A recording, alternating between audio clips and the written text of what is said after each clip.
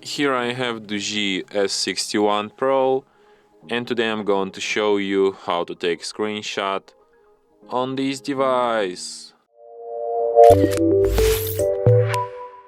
So to do this, all you need to do is to just press combination power key plus volume down at the same time like this, and the screenshot will be taken.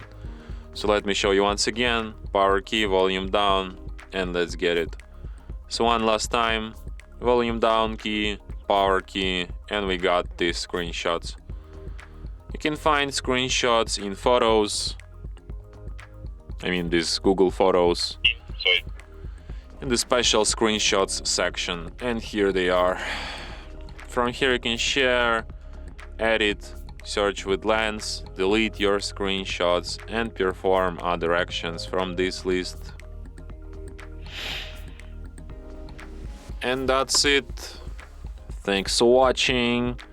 If you find this tutorial useful, don't forget to hit that like button and subscribe to our channel.